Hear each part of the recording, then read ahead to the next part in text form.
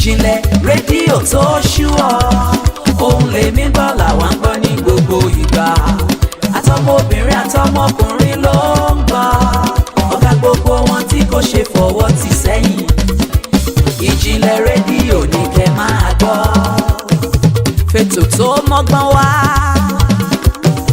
orin ìgbàlódé rẹpẹtẹ látijọ́ ò gbẹ́yìn o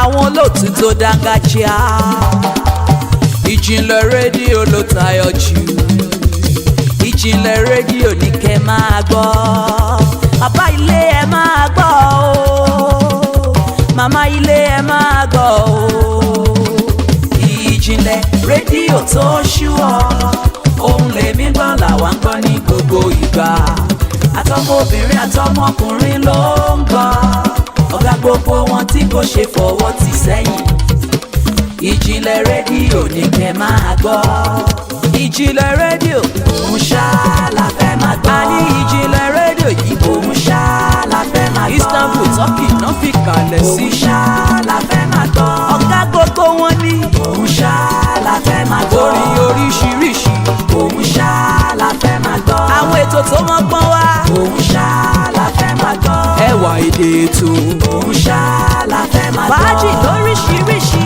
òun ṣá la fẹ́ máa gbọ́ ìkànnì fáwọn ìràwọ̀ òun ṣá la fẹ́ máa gbọ́ àní ìjìnlẹ̀ rédíò òun ṣá la fẹ́ máa gbọ́ Mr. Black ló sọ wípé òun ṣá la fẹ́ máa gbọ́. A nation no going back. Ìṣọ̀kan Yorùbá jẹ́ àwọn ọmọ Yorùbá tí wọ́n ń gbé ìlú London lógún bíi kàsí nǹkan. Wọ́n gbàgbọ́ wípé àìrìn kò ní jọmi ejò níyà. Ẹ má dúró ẹ má rọsẹ̀. Ẹ jẹ́ ká gbìyànjú láti gbé ìṣọ̀kan Yorùbá dé ipò àgbà nípa mímọ̀ wá káàkiri ìlú London. June 12 dé tán o. Èyí tá a fẹ́ ṣe ní Trafalgar Square nílùú London. Rally tá a máa ṣe lọ́dún yìí máa yàtọ̀ nípa lílẹ̀ àsíá Yorùbá mọ́. Mọ́tò bọ̀gìnì tí ná gbogbo ìlú London káàkiri. Àjọ̀dún Notting Hill Carnival tó máa wáyé ní ọjọ́ 29 inú oṣù kẹjọ ọdún yìí. Ìyẹn ti máa láyìn jù nítorí pé tírélà la máa gbà á wá pé olórin tí yóò máa kọrin fún wa. Tí gbogbo owó máa jó tẹ̀lé lẹ́yìn. Tá a fi ṣe rálì káàkiri. Owó tá a fẹ́ lò fún nǹkan wọ̀nyí jẹ́ £15,000. Ẹ̀yin onínú dídùn ọlọ́rẹ̀ ẹ̀sùn owó ọ̀hún wọlé sí www.justgiving.com. Yorùbá gbè wá o. Olúwa kò ní jẹ́ ká ṣègbé sájò. Gbogbo wa la máa kéré oko wálé o. Àmín Olúgbẹ̀dú lolùkéde. Yorùbá Nation Diaspora Mega Rally. ọmọ Yorùbá ní diaspora Yorùbá Nation là ń fẹ́. Yorùbá Nation ní tiwa òun gangan là ń fẹ́. Yorùbá ìran àtàtà ẹjẹ́ ajígìrì kájọ fìgbànú kan ṣọjà. bó o nìna kí àwọn ẹ̀yà tó kù lórílẹ̀‐èdè ìtọ́nijẹ́ Nàìjíríà ní ti sórí tí nà kí àwa ọmọ Yorùbá ò ṣe. ìdí abáre táwa òpómúlérú ọmọ Yorùbá tó ń bẹ nípò àwùsí àti dùrùmọ̀ àwùsẹ̀ délé ọ̀kẹ́kẹ́ tó mẹ́yìn erin fan nílùú USA fi ṣàgbékalẹ̀ àràgbá yamuyamu ìpolongo gbígbòmìnira orílẹ̀‐èdè Yorùbá. Yorùbá Nation Diaspora Mega Rally tí ó wáyé ní US Department of State 2201C STNW. DC 20520 ìyẹn ní Thursday lọ́jọ́ 9 oṣù kẹfà ọdún 2022 yìí láago 8 àárọ̀ kùtù sí 5 ìrọ̀lẹ́. Yorùbá ó tó gẹ́ lórílẹ̀‐èdè ẹlẹ́tàn tó kún fún tàjẹ̀ sílẹ̀ irọ́ àti jìbìtì orí ẹ̀rọ ayélujára ìmọ̀tara ẹni nìkan níbi táwọn àtọ̀húnrìnwá ti ń fipá báwọn obìnrin Yorùbá lò wọ́n ń rẹwà jẹ wọ́n tún ń rẹwà dànù nílẹ̀ bàbá wa tógun kọ́ tìjà kọ́ ìpolongo ìta gbangba fún Yorùbá Nation yìí lọ́nà àbáyọ torí pé ẹnu ara ẹni la fi ń kọ́ mi jẹ Yorùbá ò ṣẹrú mọ́. láti kópa níbi ìpolongo yìí tàbí fún àlàyé lẹ́kùnrẹ́rẹ́ ẹ lè kàn sí àwọn olùkéde wọ̀nyí Prophet Ayọ̀délé Ológunlolúwa Chairman Yorùbá Nation Diaspora Mega Rally USA 803-846-1116 Abiodun Ojo Akọ̀wé +1 347 301 8360. Òwúyẹ́ alukoro 718-808-5914 pẹ̀lú olùdarí ẹ̀ka ti USA Mr. Jimmy 916-516-3933. Yorùbá gbòógì lòmìnira wa jẹ́ torí pé àwa lùgbà adúláwọ̀. Yorùbá Nation ní tiwa òun gangan là ń fẹ́. This is good news to all. But first of all, write this number down. 1. 845-293-8937. You will get through to Divine Travels and Tours. They help you process and obtain USA work permit visa, tourism and visiting visa, vacation and cruises. Wow! The USA work permit visa allows you to legitimately work anywhere in USA once you arrive. Interesting. Call Divine Travel Center, New York, USA on 1-845-293-8937 or send email to divinetravels5@gmail.com. Divine Travels and Tours is tested, trusted, and reliable. PT Creator. Yorùbá ní mí tọkàntọkàn ọmọ Odùduwà ní mí. Yorùbá ní mí tọkàntọkàn ọmọ Odùduwà ní mí. Yorùbá ẹ ronú jinlẹ̀ o. Ẹ jẹ́ a jọ fìmọ̀ ṣọ̀kan. Dúró lórí Odùduwà nation o. Òmìnira làwa ń fẹ́. Gbé kémi gbé kájọ gbé láò fi délẹ̀ ilé rí. Gbé kémi gbé kájọ gbé láò fi délẹ̀ ilé rí. Nẹ́kọ̀ọ́ olórin ẹ̀sìn orí àǹdè mo tún dé. Omi balẹ̀ á nípa o, mi ò kí n kọrin lásán. Orin ọ̀tẹ̀ yìí nítumọ̀ òmìnira ló dálé lórí. Ọ̀rọ̀ ẹ̀sìn kọ́ ni tèyí, mi ò bọ́rọ̀ ẹ̀sìn wá rárá. Àìlásọ lọ́rùn pàkà sówó lágbèrò fáwọn kan. Wọ́n fẹ́ máa tẹ̀ wá mẹ́rẹ̀ o, Yorùbá ẹ jẹ́ a gan. Odùduwà nation ló bá wa Yorùbá pátá. Yorùbá ti lé 70 million wà lè dá dúró. Kíkálukú sówó lọ́tọ̀ọ̀tọ̀ ká mẹ́rẹ̀ ta ó jẹ. Àìṣerú ẹ máa sọ wá dẹrú ṣe ti gbọ́. Solidarity forever. Solidarity forever. Solidarity forever. We shall always fight for our rights. Yorùbá ní mí tọkàntọkàn ọmọ Odùduwà ní mí. Yorùbá ní mí tọkàntọkàn ọmọ Odùduwà ní mí. Yorùbá ẹ ronú jinlẹ̀ o. Ẹ jẹ́ a jọ fìmọ̀ ṣọ̀kan. Dúró lórí Odùduwà nation o. Òmìnira làwa ń fẹ́. Gbé kémi gbé kájọ gbé láò fi délẹ̀ ilé rí. Gbé kémi gbé kájọ gbé láò fi délẹ̀ ilé rí. Lórí Yorùbá nation ọ̀pọ̀ ìyapa ẹnu. Àwọn kan ní ká lọ àwọn. Yorùbá ní mí tọkàntọkàn mo kí gbogbo ọmọ kóòtù òjìrè pátápátá lónìí níbikíbi tẹ́ wà lórígun mẹ́rin àgbáńláyé ṣe dáadáa làbálẹ̀ o. Tọkàntọkàn ọmọ Odùduwà ní mí. Yorùbá ní mí tọkàntọkàn ọmọ Odùduwà ní mí. Yorùbá ẹ ronú jinlẹ̀ o. Ẹ jẹ́ a jọ fìmọ̀ ṣọ̀kan. Dúró lórí Odùduwà nation o. Òmìnira làwa ń fẹ́. Gbé kémi gbé kájọ gbé láò fi délẹ̀ ilé. ẹ kúlé làákàrà lé ẹ̀rìwá làákérò ọ̀nà mo kí gbogbo wa wípé àkóbójú ọjọ́ ṣeré o. Lórin ẹ̀sìn orí àǹdè mo tún dé. Omi balẹ̀ á nípa o, mi ò kí n kọrin lásán. Orin ọ̀tẹ̀ yìí nítumọ̀ òmìnira ló dálé lórí. Ọ̀rọ̀ ẹ̀sìn kọ́ ni tèyí, mi ò bọ́rọ̀ ẹ̀sìn wá rárá. Àìlásọ lọ́rùn pàkà sówó lágbèrò fáwọn kan. Wọ́n fẹ́ máa tẹ̀ wá mẹ́rẹ̀ o, Yorùbá ẹ jẹ́ a gan. Odùduwà nation ló bá wa Yorùbá pátá. Yorùbá ti lé 70 million wà lè dá dúró. àwa ṣe ètò yìí lónìí ẹ̀yin ènìyàn wa. Jẹ́ àìṣerú ẹ máa sọ wá dẹrú ṣe ti gbọ́. ohun àsùnpọ̀ báyìí ò ní fa iná orí. Solidarity forever. Solidarity forever. We shall always fight for our rights. Yorùbá ní mí tọkàntọkàn ọmọ Odùduwà ní mí. Yorùbá ní mí tọkàntọkàn ọmọ Odùduwà. ọdẹ tó bá lọ sóko tí ò pẹran bọ̀ wálé níyàwó máa ń júwe bí wọ́n ṣe ń yìnbọn fún ọ. Gbé kémi gbé kájọ gbé láò fi délẹ̀ ilé rí. Gbé kémi gbé kájọ gbé láò fi délẹ̀ ilé rí.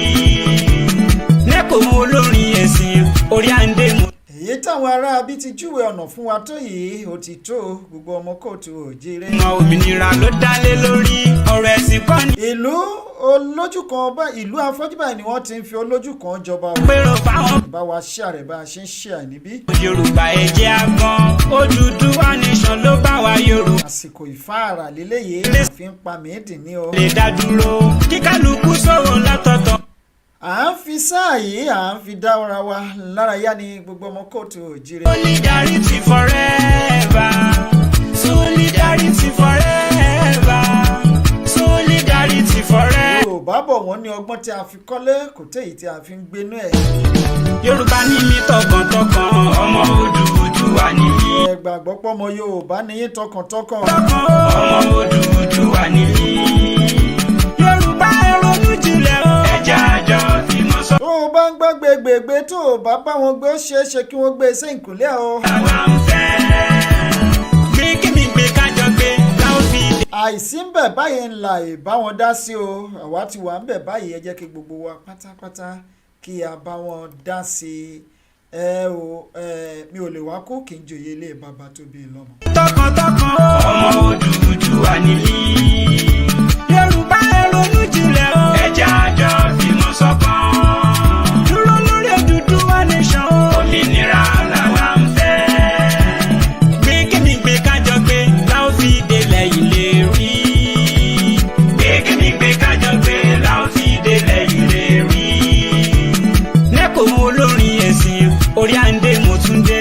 Omi balẹ̀ á nípa o, mi ò kí n kọrin lásán. Orin ọ̀tẹ̀ yìí nítumọ̀ òmìnira ló dálé lórí. Ọ̀rọ̀ ẹ̀sìn kọ́ ní tèyí, mi ò gbọ́rọ̀ ẹ̀sìn wá rárá. Àìlásọ lọ́rùn pàkà sówó lápérò fáwọn kan. Wọ́n fẹ́ máa tẹ̀ wá mẹ́rẹ̀ o, Yorùbá ẹ jẹ́ á gbọ́n. Odùduwà. Gbogbo ọmọ ọkọ Yorùbá pátápátá nílé lóko lẹ́yìn odi mo kí n yẹ káàbọ̀ sórí ètò. Dádúró kí kálukú sọ̀rọ̀ látọ̀tọ̀ ká mẹ́. Bẹ̀rẹ̀ láti ilẹ̀ Áfíríkà tó fi dé òkè òkun káfàtà mú kí gbogbo wa o ẹ̀kọ́ ojú ìwòran. Forever, solidarity forever, solidarity forever. Ojú tá a fi ń wo ètò yìí lónìí kò ní fọ́ láṣẹ Èdùmàrè èyí títí ẹ fi ń gbọ́ wa ò ní di o. Tọkàntọkàn ọmọ Odùduwà ni mí. Yorùbá ní mí tọkàntọkàn ọmọ Odùduwà ni mí. Yorùbá ẹ ronú jinlẹ̀ o. Ẹja àjọ tí mo sọ kan.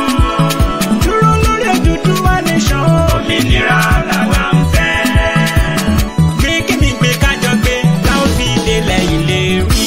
Tẹ́ ẹ ti bá wa ṣíà ètò yìí tẹ́ ẹ bá wa ṣíà rẹ̀ ẹ̀tẹ̀ yẹ́sì ṣe ti mú yẹ́sì lónìí mo máa àwọn bàbá àtàwọn ìyá wa tí wọ́n máa bá wa ṣíà rẹ̀ ẹ má jò jẹ́ ìnìkan lẹ́ máa gbádùn. Odùduwà ni mí. Yorùbá ní mí tọkàntọkàn ọmọ Odùduwà ni mí.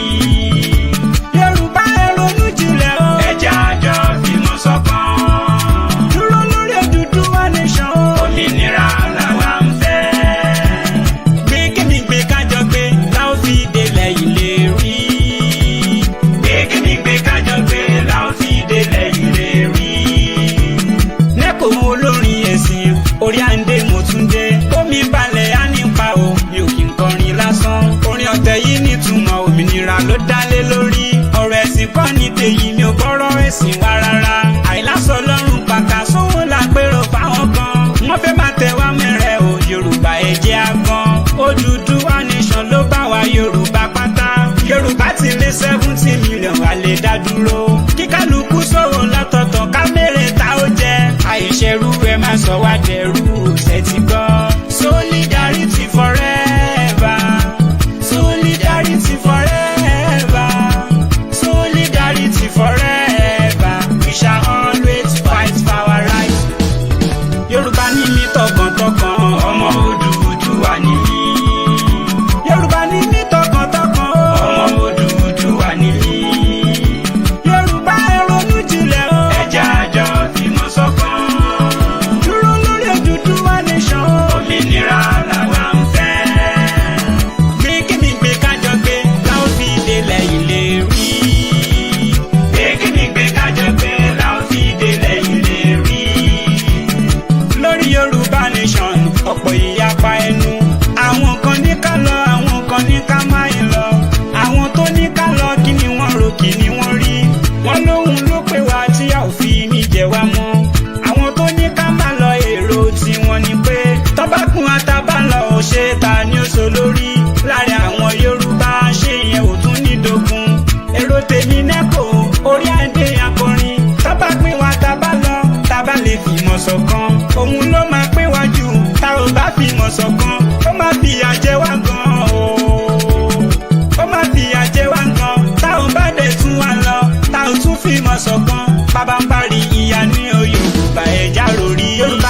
tọkàntọkàn ọmọ Odùduwà ni mí.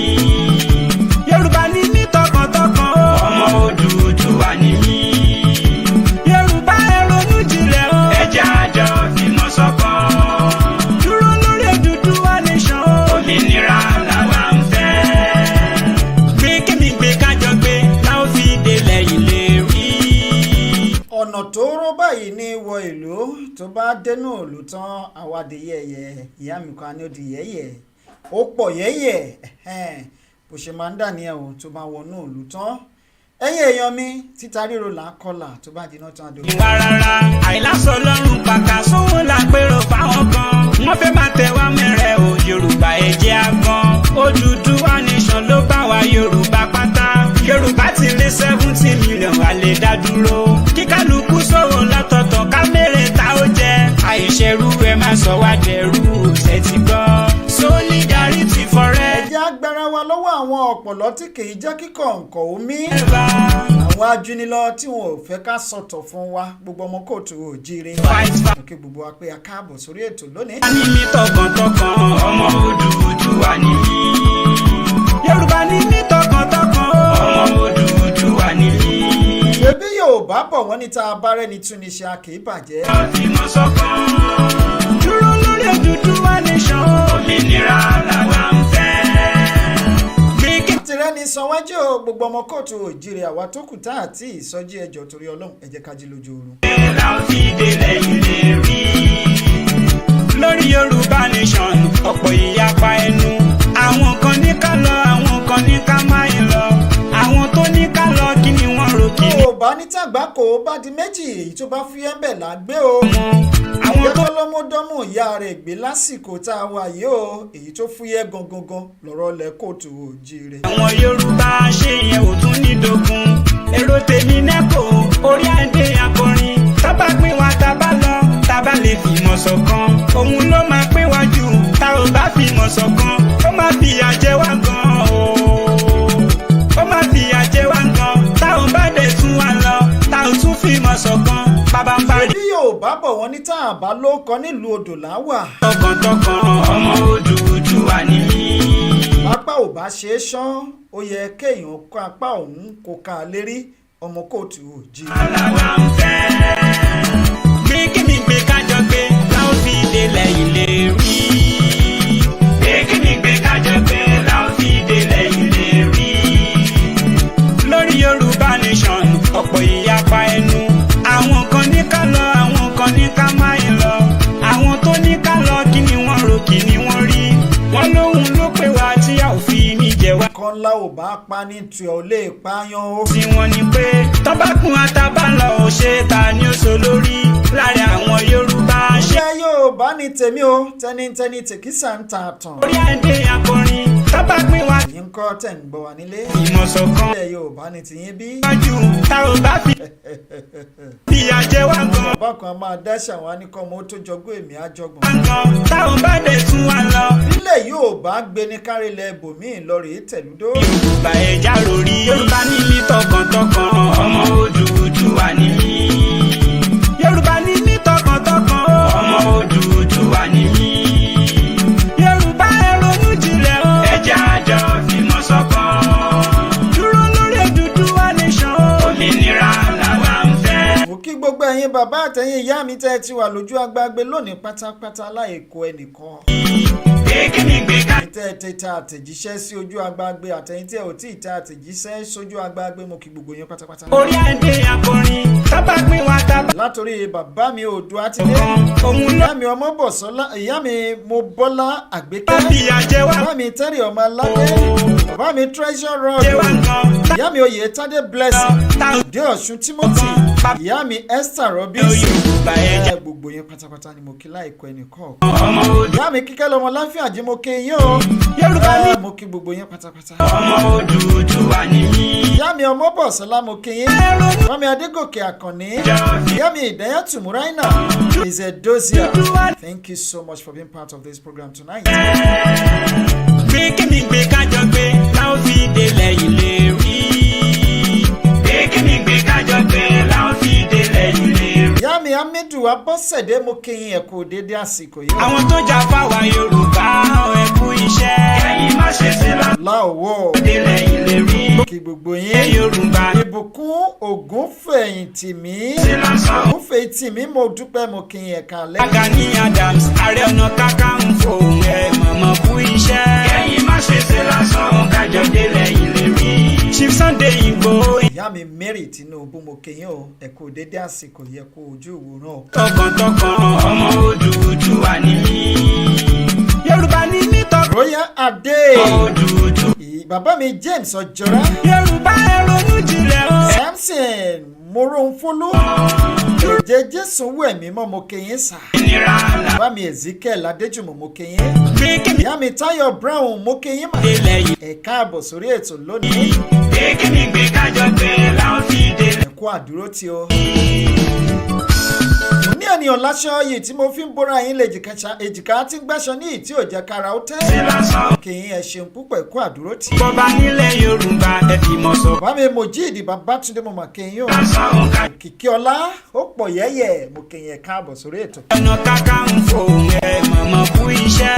ẹ̀yin má ṣe sí lásán kájọ délẹ̀ ilé rí. Chief Sunday Igboho sàkú iṣẹ́. ẹ̀yin má ṣe sí lásán kájọ délẹ̀ ilé rí. gbogbo South Governor ẹ mọ̀mọ́ kú iṣẹ́. ẹ̀yin má ṣe sí lásán kájọ délẹ̀ ilé rí. gbogbo ọmọ Odùduwà tọkàntọkàn ẹ kú iṣẹ́. ẹ̀yin má ṣe sí lásán kájọ délẹ̀ ilé rí. kẹ́yìn má ṣe sí lásán kájọ délẹ̀ ilé rí. kẹ́yìn má ṣe sí lásán kájọ délẹ̀ ilé rí.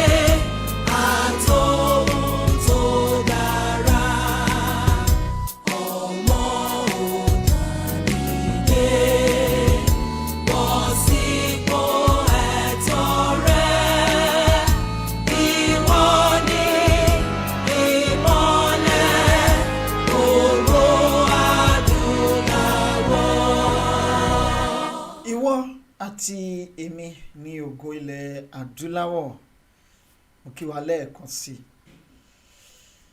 mo kí gbogbo ọmọ kóòtù òjíire wípé ẹ kú dédé àsìkò yìí ẹ̀sìn kú ojú ìwòran ire ni kí ojú wa kó máa rí torí ire báyìí ni ojú owó ń rí o àṣetì òkè ń bọ́jọ́ àti àṣetì òkè ń bá oòrùn àṣetì òkè ń bọ́ lọ́hùn bá mi lórí ìtẹ́ a ò ní ṣe tí o a ò ní ṣílẹ̀tẹ̀ a ò ní ṣan tí ó da a ò ní ṣan tí ò da jẹ́ àwọn ọ̀tá wa ni ò ní ṣan tó da jẹ́ mo kí gbogbo wa nílé lóko lẹ́yìn odi lọ́mọdé lágbàlagbà lọ́kùnrin lóbìnrin lọ́balọ́ba níjòyè níjòyè níbọ̀rọ̀kìnní lárúgbó lárúgbó lóyìíkì lóyìíkì lábí ìṣẹ́ láṣẹ ẹ̀bí mo kí wa tẹ̀ṣọ́ tẹ̀ṣọ́ mo kí wa tológun tológun èyí tẹ́ ń wò wá lónìí ojú tẹ́ ẹ fi ń wò wá kò ní fọ́ bákan náà ni etí tí ẹ fi ń gbọ́ wá kò ní di pẹ̀lú àṣẹ lọ́wọ́ Ọlọ́run agbára lọ́wọ́ Elédùà àdé ṣiṣẹ́ o ilẹ̀ Yorùbá tí gbogbo wa ń lépa yìí àti débẹ̀ náà ẹ jẹ́ kí àwọn ọ̀tá wa kí wọ́n tún wí tuntun táwọn bá ti ń ṣe tẹ́dùmọ̀rí bá ti ń gbàkóso mo ní rárá kò sí ìfòyà torí ìfòyà ò sí fún ọmọ Ọlọ́run ẹ̀yin tẹ́ ń wò wá fún ìgbà àkọ́kọ́ ẹ káàbọ̀ sórí ìkànnì yìí. This is Ìjìnlẹ̀ Radio Istanbul, Turkey. My name remains Marcus. the apèdègbáyé of gbogbo ilẹ̀ Turkey pátápátá káàfàtà Guru Maharaj adẹ́rìn pòṣónú aka bàbá onírùngbọ̀n yọkẹ́ gẹ́gẹ́ bí bàbá àròpọ̀ rẹ̀ ṣe fún wa Mr Sport mo ń kí gbogbo wa pátápátá a kó ojú ìwòran lónìí o a sì kú iṣẹ́ takuntakun a kú ìfojúsọ́nà ètò tó ń bọ̀ kò wáyé lónìí mọ́ torí wípé fún àwọn iṣẹ́ kan ìdí kan tàbí ìkejì iṣẹ́ takuntakun tí ìyá wa ń ṣe lábẹ́lẹ̀ ni ìyá wa ò sì ní wá sí orí ètò lónìí ṣùgbọ́n lágbára lọ́wọ́ Ọlọ́run ọba lọ́jọ́ ẹtì ìyẹn ọ̀túnla òde yìí ó ti di ọ̀túnla òde lágbára lọ́wọ́ Ọlọ́run ìyá wa mo dúpẹ́ ìyáàfin olóyè ìyáàfin mo dúpẹ́ onítìrí Moshood Kashimawo Ọláwálé Ọlámbíwọn nínú Abíọ́lá àjọ máa ná tán bí ẹni náwó lórí ètò yìí ni ní ọjọ́ Friday ní ọjọ́ Jímọ̀ láṣẹ lọ́wọ́ Ọlọ́run ọba tá a bá ṣe parí ètò lálẹ́ yìí flyer yẹn máa jáde á bẹ̀rẹ̀ sí ní fò káàkiri àáfò káàkiri orígun mẹ́rin àgbáńlá ayé pátápátá ṣé ẹ gbàgbé ṣé ẹ gbàdúrà yín lónìí fún ìyá wa ṣé ẹ gbàdúrà fún àwọn bàbá wa méjèèjì ṣé ẹ gbàdúrà fún bàbá wa Akínníran àbí Adéníran ṣé ẹ gbàgbé láti gbàdúrà fún wọn ṣé ẹ gbàgbé láti gbàdúrà fún gbogbo àwọn tí wọ́n ṣe iṣẹ́ takuntakun fúnlẹ̀ kóòtù òjíire ṣé ẹ wá gbàgbé láti gbàdúrà fún àwọn ọ̀tá ilẹ̀ kóòtù òjíire ẹ má gbàgbé o ẹ bá ti jí láàárọ̀ kùtù ohun àkọ́kọ́ tẹ́ ẹ kọ́kọ́ máa ṣe ni ẹ jẹ́ kádùúrà yìí kó máa lọ ní kíkankíkan gbogbo ẹ̀yin tí ẹ ti ń fi owó sínú àkáǹtì òmìnira Yorùbá 2022 àdúpẹ́ púpọ̀ ní ọwọ́ yín o àkáǹtì yẹn ló ń fò lọ lójú agbágbé yẹn tí gbogbo yín ń wò lójú móhùnmáwòrán wa lójú dígí wa ìwògbè ẹ máa bá wa fi owó sínú ẹ̀ òmìnira Yorùbá 2022 eléyìí ò kì í ṣe ọ̀ranyàn o dandan kọ́ lówó orí ọ̀ranyàn kọ́ láṣọ òbora lásìkò ẹ̀rùn tàbí lásìkò ooru bẹ́ẹ̀ ni tó bá wù yín bí ó sì wù yín iṣẹ́ tí Ọlọ́run ti ṣe láṣeparí ni ṣùgbọ́n láti fi kún àwọn ènìyàn wa tí wọ́n ṣe iṣẹ́ fúnlẹ̀ kóòtù òjíire láti fi kún wọn lọ́wọ́ ni wọ́n ṣe gbé òṣùwọ̀n ìfowópamọ́ yẹn tí wọ́n ṣe gbé jáde ẹ máa tọwọ́ bọ̀ ọ́ bẹ́ẹ̀ sì ṣe ń ṣe léyìí láṣẹ Ìdùmarè iná ò ní tán wo yín àgbà náà ò ní wọ owó yín o bí ọwọ́ yín tẹ́ bá tọwọ́ bà kò báyìí tó bá kàn sálẹ̀ dọ́là báyìí àti pound sterling ló máa mú jáde pẹ̀lú owó ilẹ̀ kóòtù òjíire ẹ ò ní bá wọn jíríyà mọ́ o láéláé láṣẹ Ìdùmarè. ẹ̀yin ọmọ Yorùbá ó yẹ ká ẹ ti mọ̀ wípé tá a bá ti wà lórí ètò báyìí ó ní nǹkan wàá ṣe lásìkò yìí kí ló ń tà ṣe lásìkò yìí ni wípé ọ̀rọ̀ ilẹ̀ kóòtù òjíire kò jẹ́ wá lógún ẹ gbàdúrà yìí fúnra yín nílé kémi náà gba ti tèmi torí àpèmọ́ra ẹni báyìí là á pe tèmi dire ẹnu báyìí là á fi kàn mí jẹ kó rí fún mi gẹ́gẹ́ bí èròǹgbà ọkàn mi àti iṣẹ́ ọwọ́ mi lórí iṣẹ́ Yorùbá tá a gbé dání yìí ẹ̀yin náà ẹ gbà o èmi ti ṣàmì mo ti gbé tó àdúrà tèmi mo ti gbé mi ọ̀tá fàsókè yìí dó borí bó bá yóò rí ẹ̀tọ̀rún wò ẹ́ tẹ́ ẹ bá kàn sọ lórí ahọ́n lásán àwọn áńgẹ́lì kan wà àwọn màláìkà kan wà àwọn àlùjọ̀nú kan wà tó jẹ́ pé àmì làwọn ń ṣe lójoojú ní gbogbo ìgbà wákàtí mẹ́rìnlélógún lójúmọ́ ni wọ́n fi ń ṣàmì tẹ́ ẹ bá ti lè sọ jáde àbí ẹkàn ro lọ́kàn lásán wọ́n ti gbé ìwọlé àṣẹ o bẹ́ẹ̀ ni ẹyẹṣẹ́ ọwọ́ yín wò tó bá mọ́ bí ò mọ́ yẹṣẹ́ ọwọ́ rẹ wò iṣẹ́ ọwọ́ ẹ̀dá ló máa padà gba ẹ̀dá là iṣẹ́ ọwọ́ ẹ̀dá náà ló máa padà dá ẹ̀dá lẹ́bi tàbí láre ṣáàyìn yàgbẹ́ sí mọ́ṣáláṣí ni àbẹ́yìn kò gbẹ mọ́ṣáláṣí ẹ̀bìrà yín léèrè kẹ̀sìn fúnra yín lésì torí oníkùn ló mọ̀ọ́ká ẹ̀yin èèyàn mi mo dúpẹ́ púpọ̀ lọ́wọ́ yín lẹ́ẹ̀kan sí wọn níṣaláì má dúpẹ́ mo mọ̀ ọ́ lóore ẹ jẹ́ wá kán lu ètò torí adébí iṣẹ́ má ṣe àgbà ọ̀lẹ́sìn ní pẹ̀lú káwọn kan má tún sọ wípé àwọn alásọjù alásọjáàmù ó dùn wọ́n ni ó ká wọn lára ó wọ̀ wọ́n lákínyẹmí ara kò síbi tán lè yí sí orí ẹlẹ́gàn ló bàjẹ́ ló fàyà ló fọ́ ló skátà gbogbo ọ̀tá ilẹ̀ Yorùbá wọn ní ṣàǹtúndàjẹ láṣẹ lọ́wọ́ Ọlọ́run ọba ọmọ Yorùbá ó ń bọ̀ àwọn là ń dẹ́ẹ̀dẹ́ a mọ̀ pé ilẹ̀ Yorùbá ti lọ ó ti dúró ọpẹ́ lọ́wọ́ Elédùà ilẹ̀ Yorùbá ti lọ ó ti dúró ọpẹ́ lọ́wọ́ Elédùà kínní kan ṣẹlẹ̀ wọ́n ní kínní kan ṣẹlẹ̀ níjù mo ṣe bára àgbòrò gbọ́ aṣẹ aráalé gbọ́ ọ̀rọ̀ tó ṣogójì ló ń ṣọ̀ọ́dúnrún gbogbo tó dé bá bọ́ya dé gbogbo ọlọ́ya ló dé bá porongodo oyè tó kan ráàwó ara Ẹdẹ má jẹ́ ó kàn yín o torí tó bá ṣèèṣì kàn yín ó ṣeé ṣe kẹ́ ẹ má rọ́nà àbáyọ o ohun tó dé bá ráàwó oyè tá a kan ráàwó tára Ẹdẹ ò bá fẹ́ kó kan òun kára Ẹdẹ má ṣe nǹkan tára àwò ṣe o tó yẹ òun fi kàn wọ́n.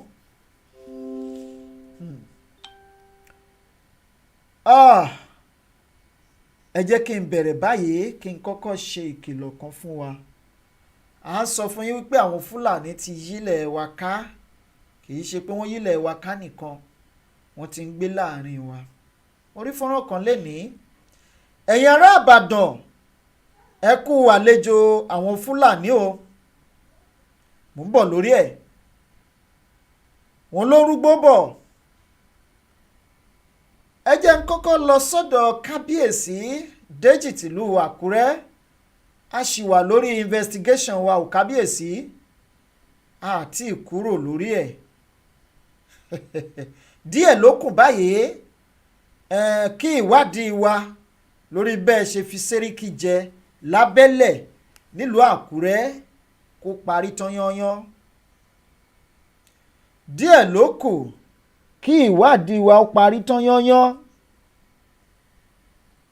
tó bá sì ti parí yálà ìgbà yìí ṣímọ yín lórí àbí kò ṣímọ yín lórí à ń bọ̀ lórí ètò láti wá sọ ọ́ torí ẹ̀dá tó gbọ́ àlọ gbọ́dọ̀ gbọ́ àbọ̀ àti wípé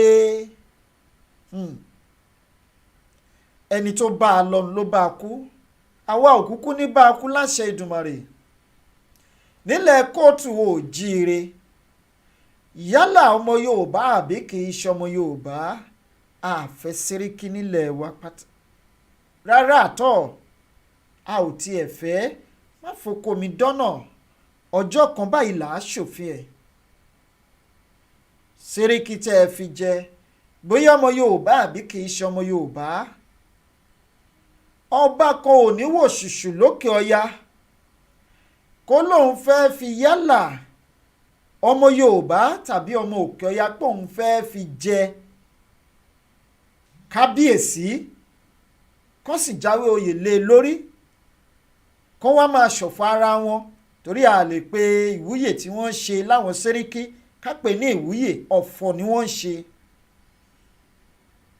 lókè ọya kó sì tún máa pọ́n wọn lé kó máa gbé wọn gẹ̀gẹ̀ bí wọ́n ṣe ń pọ́n Sẹ́ríkì tèkó Sẹ́ríkì Ìgàngàn Sẹ́ríkì Ṣáṣá nílùú Ìbàdàn bí wọ́n ṣe ń pọ́n wọn lé à ń bọ̀ lórí ẹ̀ ṣùgbọ́n tá a bá àti ìparí ìwádìí a ò ní jáde ká sọ̀rọ̀ lé lórí ẹ̀yin ọmọ Àkúrẹ́ olóyè mẹ́kùn ẹ̀ má bínú o a máa wọ́ọ̀dì wọn ni kò sí ààyè fún àwọn atoko wa balẹ̀ jẹ́ kábíyèsí àtó sọ̀rọ̀ sí yín torí arọ́ba fi lọ bá ń pa ṣùgbọ́n ẹ̀ lẹ́ni ká máa sòótọ́ ọ̀rọ̀ ìyẹn lọ bẹ́ẹ̀ ìwádìí ṣì ń lọ lọ́wọ́lọ́wọ́ ẹ̀yin ará ìlú Ìbàdàn ẹ kọ́ òwe lára igi ọ̀pọ̀tọ́ wọ́n ní bí igi ọ̀pọ̀tọ́ bá ti ń rúwé àsìkò ọ̀gbẹlẹ̀ ti dé wọ́n ní àgbà tó jì sí kòtò ó kún ará yòókù lọ́gbọ́n àgbà tó bá wá jì sí kòtò lẹ́ẹ̀mejì ojú ẹ̀ ló fọ́ bójú ìta ò bá fọ́ ojú tinú ti fọ́ ẹ mọ̀ wípé ọ̀tọ̀ ní kéèyàn lójú ìta kó má ní tinú ẹ̀dá tó bá lójú tìta tí ò bá lójú tinú ní jì sí kòtò lẹ́ẹ̀mejì ẹ̀dá tí ò bá lójú tìta ṣùgbọ́n tó bá ní tinú kò ní jẹ́ báwọn jì sínú kòtò kan lẹ́ẹ̀mejì ogun àgbọ́tẹ́lẹ̀ sì rèé kì í pa arọ kì í wá ṣe arọ lásán o arọ tó bá gbó tó bá ní làákàyè wọ́n ní ogun ń bọ̀ nílùú o lọ́túnla arọ tó bá gbọ́n ìbá àjọmọdé àbágbàlagbà á ti bẹ̀rẹ̀ sí ní fọwọ́ mẹ́wẹ̀ẹ̀wá ẹsẹ̀ mẹ́wẹ̀ẹ̀wá kó bẹ̀rẹ̀ sí ní fi rìn àtorúkọ àti gbogbo ẹ̀ wọ́n mọ̀ wípé ẹlẹ́tọ̀ òun wá tọ̀yọ̀ ariwo kàn lè pọ̀ ni òun á sá kúrò láàrin ìlú débi tí òun máa ti farasin yálà nínú ihò tàbí inú àpáta tàbí inú ìsà àbí kóun dé ìlú òdì kejì kóun rọra farapamọ́ síbẹ̀ tógun máa fi lọlẹ̀ ṣùgbọ́n ara tí ò bá gbá ní kán lọ jókòó jàre bológun tí ń bọ̀ ogun òjàjà kókò gbómọ̀ṣọ́ rí nígbà tára Ògbómọ̀ṣọ́ ń ṣe nǹkan tó yẹ kí wọ́n ṣe lógun ọjà kókó Ògbómọ̀ṣọ́ ṣùgbọ́n gbọ́tára Ògbómọ̀ṣọ́ ò bá ṣe nǹkan tó yẹ kí wọ́n ṣe láti fi dáàbò bo ìlú kò sílùú tógun ò lè kó o mo mọ̀ pé ilẹ̀ Yorùbá ti dúró. aráàlú Ìbàdàn ẹ rí ìwọ́de tó wáyé nílùú Èkó lénìí ẹ bá wa wò ó mo ti ṣe ìwádìí ṣé lóòótọ́ ni àbí bẹ́ẹ̀ kọ́ àwọn kan ní bẹ́ẹ̀ ni àwọn kan láwọn ò tí ì gbọ́ ṣùgbọ́n ó rí bẹ́ẹ̀ kò rí bẹ́ẹ̀ ẹ wo nǹkan tó ṣẹlẹ̀ nílùú Èkó báwọn èèyàn ṣe ń sọ káàkiri.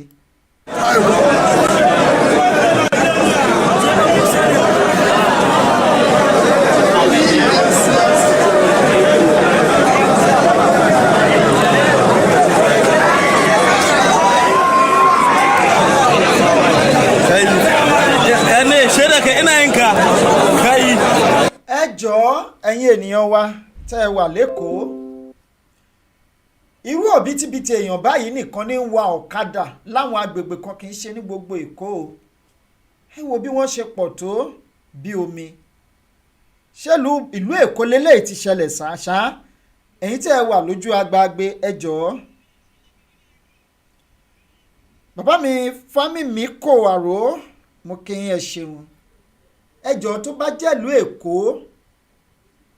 ní ìṣẹ̀lẹ̀ yìí ti ṣẹlẹ̀ mo fẹ́ kẹ́ ẹ bá mi tẹ̀ sójú ẹ̀ 111 ẹ jọ̀ọ́ torí Ọlọ́run toró ní nǹkan tí mo fẹ́ mú jáde nínú fídíò yìí nínú fọ́nrán yìí tó bá jẹ́lú Èkó ẹ̀yin tẹ́ ń béèrè fún rẹfẹrẹ́ndọ̀mù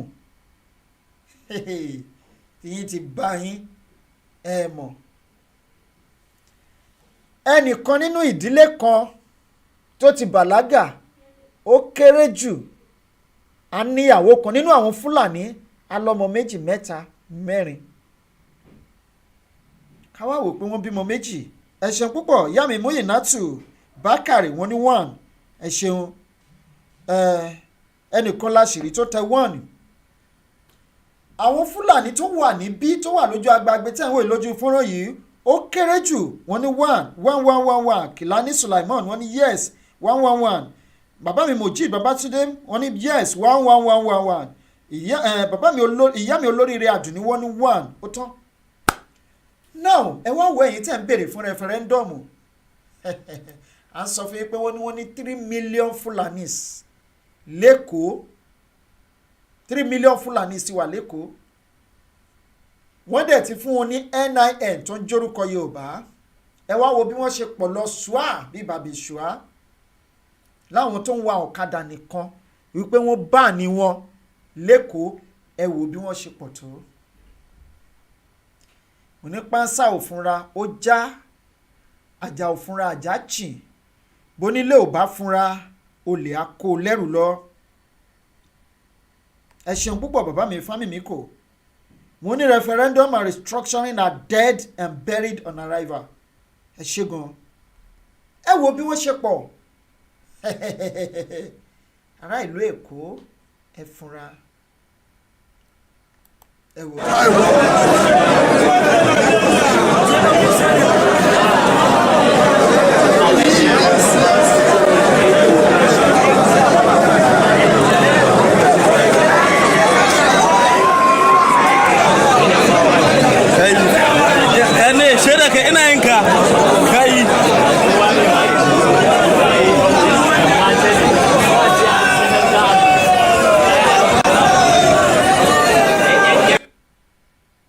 ṣe ti rí ẹ fi ojú ara yín rí. Now my warning to the indigenous people of Ibadan and the residents. Àwọn Fúlàní yìí ti ń gun ọ̀kadà wá sílùú Ìbàdàn torí wọ́n mọ̀ wípé wọn ò lè gbé ọ̀kadà yìí sínú mọ́tò kó má bàa fúnra sí wọn. Ẹ̀yin ará ìlú Ìbàdàn ẹ kìlọ̀ fún Olúbàdàn, ẹ kìlọ̀ fún Ṣéhù Mákindé torí Olúbàdàn ló ti fi Sẹ́ríkì jẹ báyìí tí wọ́n wá fi wọ́n sí the Council of Obas nílùú Ìbàdàn. Ẹ wá sọ fún wọn wípé kán fúnra o. Ẹ mọ̀ wípé ńgbà tá a bá ń sọ ẹ máa sọ wípé ẹnu wa rùn, àwa là ń fa wàhálà, àwa là ń dá wàhálà lẹ̀, àwa là ń fẹ́ kógun ó jà. Ẹ jọ̀ọ́ ṣó wá rí bẹ́ẹ̀ báyìí àbí ò rí bẹ́ẹ̀ wípé àwọn Fúlàní ti wọnú Èkó, wọ́n ti pọ̀ lọ bíbá torí pé wọ́n kàn fẹ́ protest lásán. Wo bí wọ́n ṣe pọ̀. Mélòó làwọn tó ṣì wà nínú àwọn ìjọba ìbílẹ̀ tó kù.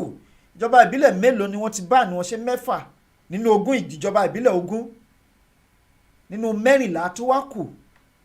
Ẹ wá wò kí gbogbo wọn wá kóra wọn jọ.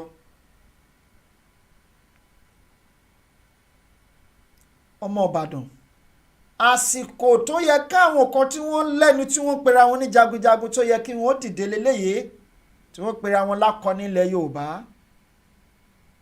Ẹ kọ́ nǹkan kan rárá, ẹ kọ́ nǹkan kan rárá. Ẹ̀yin ọmọ Ìbàdàn, Ìbàdàn nílé Olúyọ̀lé, ènìyàn lásán ò kì í jẹ̀gbé kó tún jẹ ìkarahun ẹ̀ mọ́. Ìborí kìíyìn ni wọ́n ní wọ́n lé bọ̀ lẹ́yìn òun lára àwájú, ṣùgbọ́n àwọn ará abíyí ti lé yín bọ̀ lẹ́yìn ẹ̀ wá ń gbọ̀n. Wọ́n dúró síwájú yín ẹ̀ lè ṣe nǹkan kan mọ́. Ẹ fúnra o. Ọmọ kóòtù òjíire ìlú Ìbàdàn nìkan kọ́, ẹ̀yin tẹ́ ẹ wà l'Abẹ́òkúta, ẹ̀yin tẹ́ ẹ wà ní Ifọ̀, ẹ̀yin tẹ́ ẹ wà ní Ṣàngó, ẹ̀yin tẹ́ ẹ wà l'Ọ́tà, ẹ̀yin tẹ́ ẹ wà ní Ìjòkò, Powerline, Àgbàdo crossing nípínlẹ̀ Ògùn, ẹ̀yin tẹ́ ẹ wà lájùwọ̀n, orí àjùwọ̀n sẹ́kọ̀ọ́ wọ́n ti wọnú ara wọn. Tẹ́ ẹ bá dé Ìṣàgá ẹ sì wà lẹ́kọ̀ọ́, tẹ́ ẹ bá ti cross odò odò kàná yẹn ẹ ti bọ́ sípínlẹ̀ Ògùn, wọ́n ti kọjá lọ sọ́dọ̀ yín o. Kí lorúkọ gómìnà yín ní Ògùn state? Abíọ́dún àbí kí lorúkọ ẹ̀? Mo mọ̀ wípé ẹ̀ ní gbọ́ná, gbogbo ẹ̀yin ọ̀jẹ̀lú yẹ ẹ̀ ní gbọ́, ṣùgbọ́n ẹ̀yin ọmọ Yorùbá ní kẹ́ ẹ̀ tètè yá fúnra. Tẹ́ ẹ bá wo àkọlé ètò wa tòní tó sọ wípé the plan to Fulanise Nigeria, the plan to Fulanise Nigeria la fẹ́ sọ̀rọ̀ lé lórí lénìí.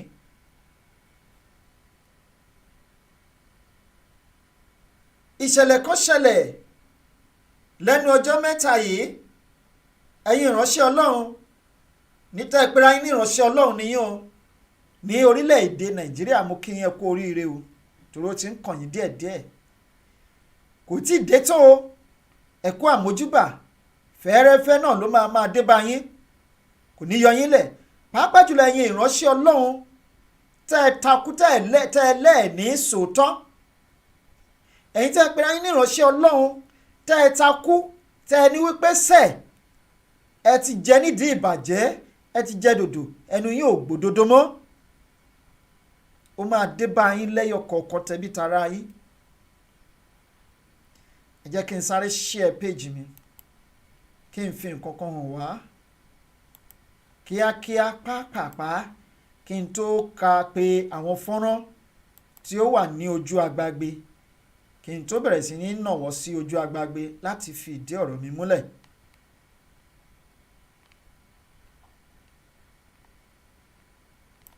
Ẹ ṣeun ọ̀nà nìyẹn.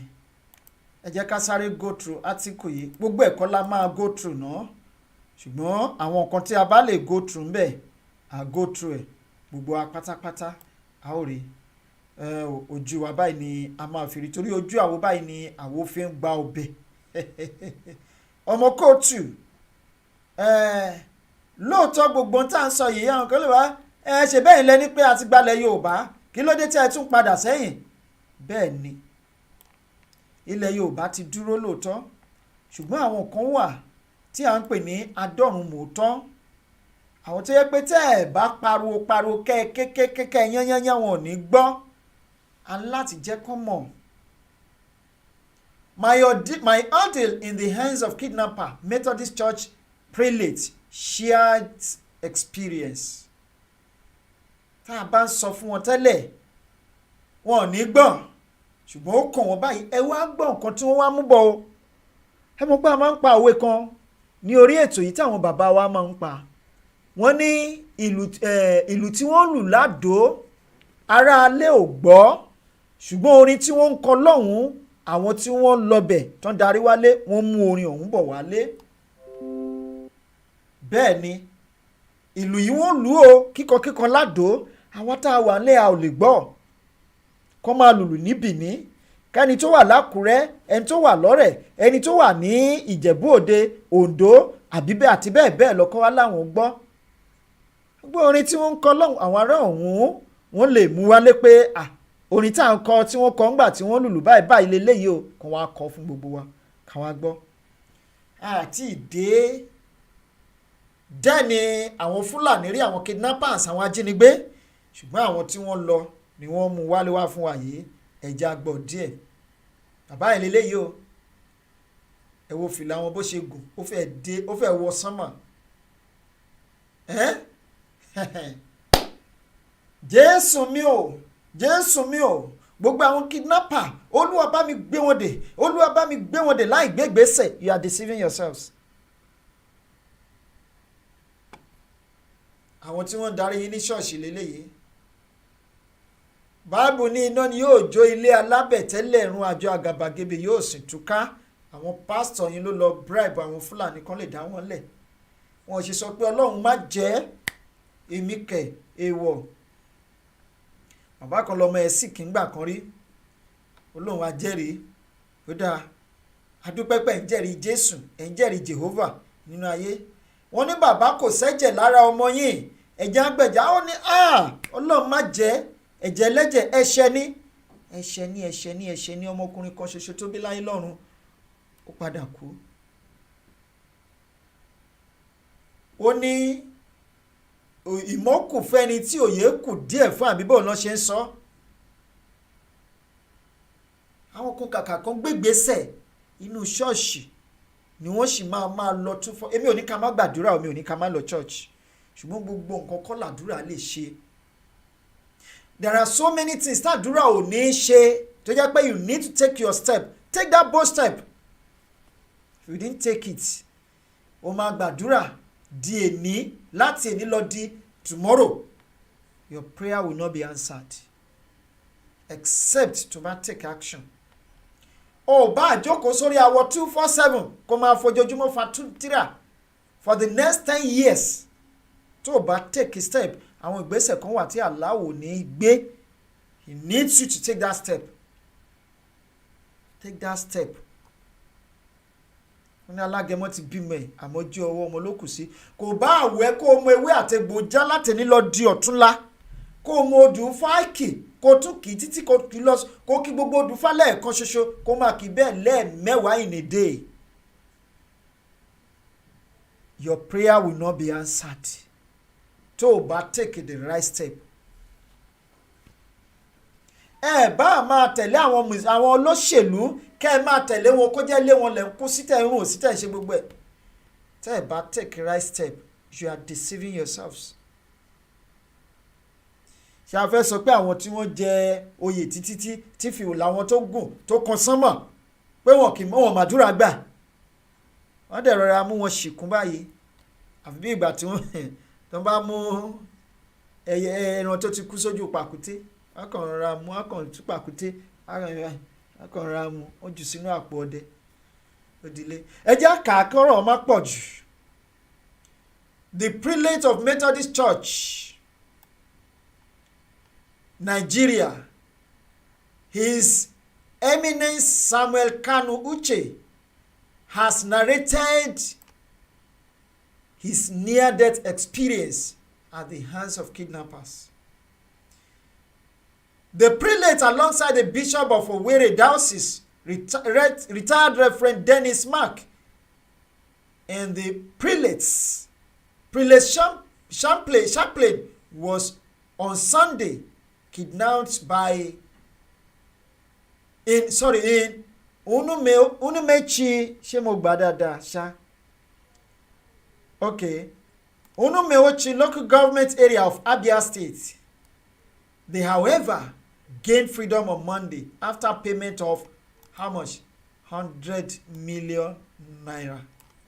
The whopping of 100 million naira. There are so many people in churches. There are so many people in church tí wọ́n rò pa. Ẹlòmíì ò rówó school san. Tí wọ́n rò pa. Sorry, that's not where I'm going anyway. Mo kàn yà síbẹ̀ yẹn ni. Ẹnìkan ń pò má gogo lẹ́nu. Irọ́ ni wọ́n pa. Wọ́n ní èní máa pa ọ̀la máa pa ẹnu báyìí lẹ́sẹ̀ fi ń pèkúrọ̀ ojú ọ̀nà. Narrating his experience at a press conference held at Methodist Church, Yaba, Lagos on Tuesday, today, the prelate, or yesterday rather, said their abductors were Fulanise, alleging that some personnel of the Nigerian army from Fulani extraction were aiding the kidnappers in their activities. Ẹ̀yin tẹ́ ẹni táwọn kan bá débẹ̀ wọ́n máa gbalẹ̀ Yorùbá lẹ̀ táwọn kan bá débẹ̀ wọ́n máa ṣe kinní kan, the weapons ọwọ́ wọn ló wà. Ẹ jẹ́ ká gbọ́ story wọn. He said, these people came out from the bush. They divided themselves into 3 places.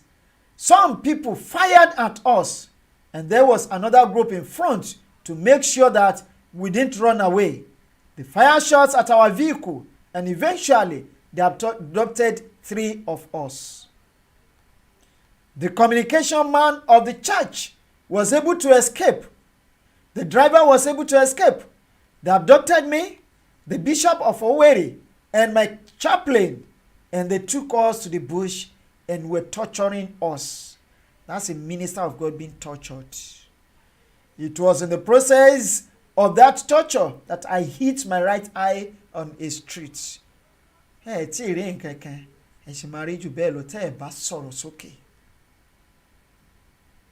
Even when blood was flowing and I was soaking my eyes with a handkerchief, they didn't feel like anything happened. They didn't feel like anything happened. And my God statement here, ibiti mo nlo ni mo de yi. All they said was that we should follow them.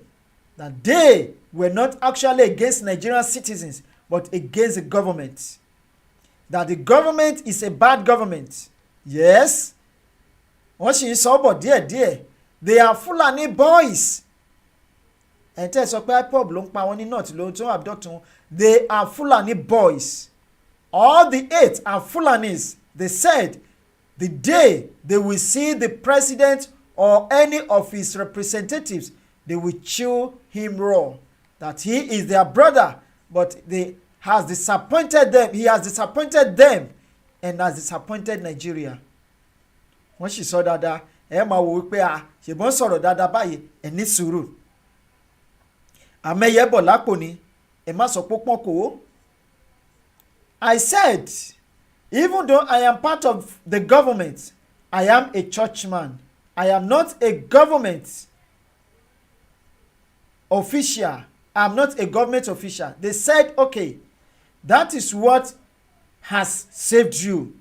We will have killed you outrightly without asking for any ransom. But now that you are a churchman, let's go inside the bush. I trekked up to 15 kilometers. But I knew that we were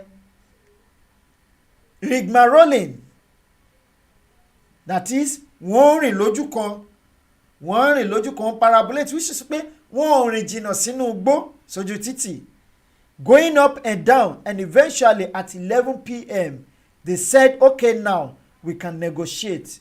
Each of us will pay 50 million. Each of us will pay 50 million. And we are going to pay 150 million. I thought it was a joke. I said we were going to pay 10 million naira. And they said, what? Don't say that. They lifted up their knife to cut me. I said, please, hold on. Obariku Obaho. Wọ́n ní ẹni ìjà òde bá ló ń pèrè ẹ̀ lọ́kùnrin. Story yẹn ṣì kù. Ẹ̀já sì máa bá a lọ. According to him, the leader of the group is about 35 years old, while the others are about 18. He said they had taken his rings and chain, took the money they had on them and insisted. He said they had taken his rings. Ìyẹn wọ́n gba ring, wọ́n gba òrùka ọ̀gá yìí, wọ́n gba chain yẹn. They took his money they had on them. They took the money they had on them and insisted on a 150 million naira. When they will tell you, they will say silver and gold, esheni, but they use it. Millions of naira gold rings and all that with your money. The clergy said, abductors came down to 100 million naira ransom, warning that if they negotiate, they will be killed. I said, we will pay you 100 million naira. After some time, they said, where is the money? And I said, this is Sunday night. How can we get money this night? You know that there is this seat at home in Igbo land. We can't afford the money now. Be patient till morning. We will make contacts. He said, the last patient, late Bishop Dennis marked down, raised a knife to cut him, while another pointed a gun at him. Prelates, to show that they were serious. I told them, we will raise the money for you. Ẹ máa gbọ́ nǹkan tí wọ́n sọ. Àwọn people yìí ní cow, about 200 cows ni wọ́n ní níbi tí wọ́n wà. He said some people were taking care of the cows while the abductors were parading them around the bush until they settled at a place. They said, when are you bringing the money? I said by 12 noon. I will call the people. I have contacted whether the money had been raised, and I called them. They said that they were gathering the money and they had it because they said I will use my phone to call. They can't use their phone. They don't want to be tracked. Their leader was born in Igbo land. And some of their leaders in Yoruba land were also born in Yoruba land, like Seriki of Igangan, like Seriki of Shasha nílùú Ìbàdàn, like Seriki of Iwo land, like the one that was about to be Fijoye nílùú Ado Ekiti. Ṣùgbọ́n ẹ sọ fún èwí kó má gbìyànjú ẹ̀. All eyes are on him. We are watching him closely. Tó bá ṣe mistake ní gbogbo ilẹ̀ Yorùbá níbi tí a ti ń ṣe rally, Ado Ekiti nìkan ni ọba wọn ò ti gbà láti rí àwọn ọmọ Yorùbá ńgbà tí rally lọ sí Ado Ekiti.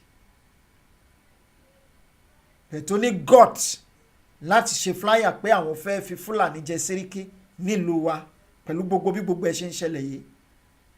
Their leader was born in Igbo land, but his parents have died. He said he was born around Umuahia, Amuzuku, and his father was a cow dealer.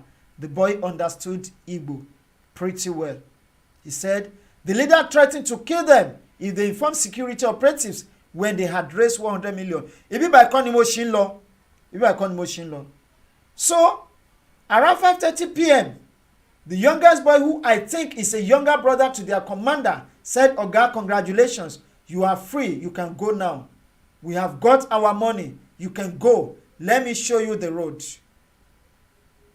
They took us to the old road, where the road welcome to Imo and goodbye to Abia. Goodbye from Abia. They told us that after buying enough weapons, they are going to bring all those people that were driving away from Zamfara, Katsina, Sambisa forest, that they are all coming to locate themselves in Igbo land and deal with us. This money, the leader asked them to buy 5 Ghana must go bags and put 20 million naira in each bag. They left to pick the ransom while 4 others waited on them with guns. Now, we want to statement ibi tí mo lọ gogo leleyi.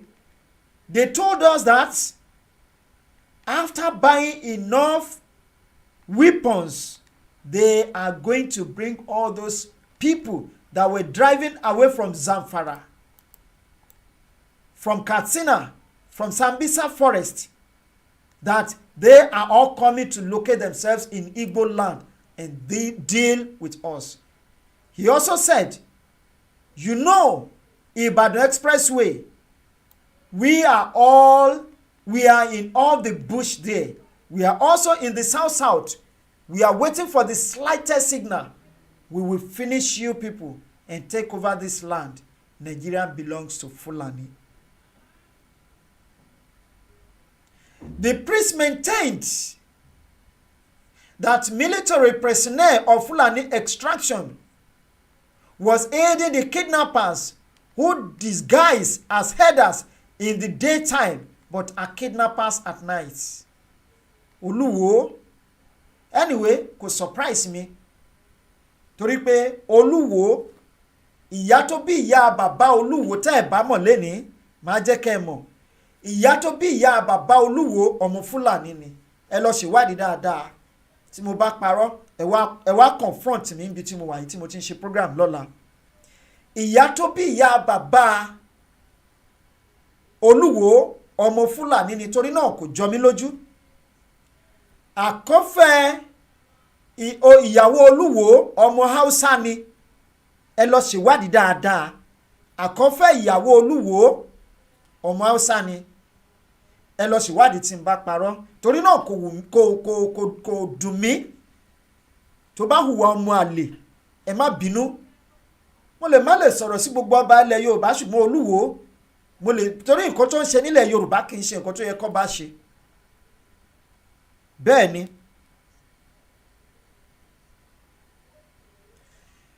Òótọ́ ọ̀rọ̀ ni mò ń sọ fún yín lénìí, mo fi díẹ̀ múlẹ̀ ni, ẹ tún ṣèwádìí.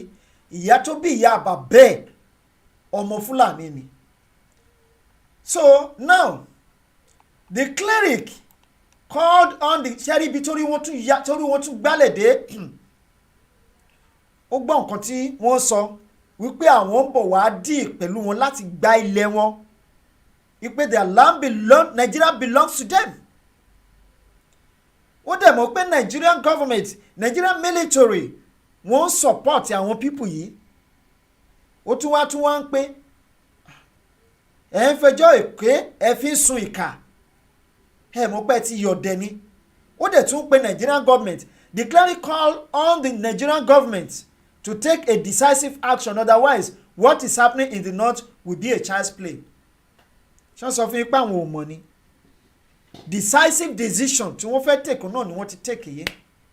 Now, to support this article, ṣèbó ni máì láfíà ti ń pariwo ẹ̀